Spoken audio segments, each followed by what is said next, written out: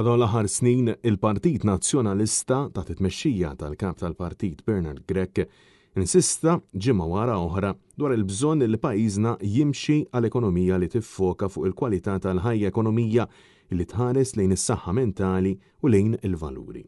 Bernard Grech tul dawn l-aħħar xhur insista illi l-flus mhux kollox, illi l-familja Maltija Wawċija ħaqqa illi kollha serħan il-moħħ, il-kuntentizza, iżda minflok iċ-ċittadini qed jispiċċaw kontinwament maqbudin f'anzjetà kbira fit-traffiku, bid-dawl ġej u sejjer fix-xhur tas-sajf, bid-drenaġġ fil-baħar u b'waiting lists twal fis-settur tas-saħħa.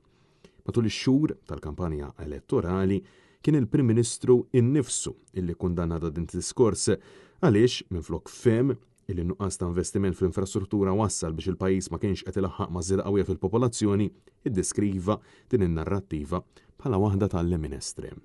U wara illi l-poplu taħt beżbiża fl-elezzjonijiet tal-Parlament Ewropew u wara t-terremot intern fih dan il-Partit Laburista taqbit il baqa' dej sal-erba' filgħodu stess, Robert Tabela kellu jbiddel in-narrattiva tiegħu u jibda jkeċċi l-ħaddiema barranin skont studju li s'issadu ħadd ma rah lanqas ħabu fil-kabinett stess.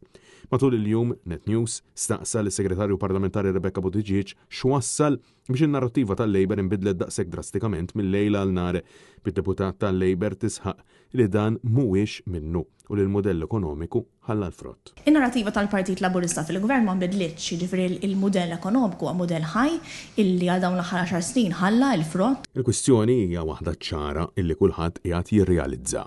Il-problema huwa l-modell ekonomiku bbażat fuq il-kwantità u mhux fuq il-kwalità li ħaddan il-Gvern tal-Labor war minn hekk in-nuqqas kbir ta' investiment fl-infrastruttura u lejbien assolut ta' viżjoni fit-tul ta' Robert Tabela u sħabu.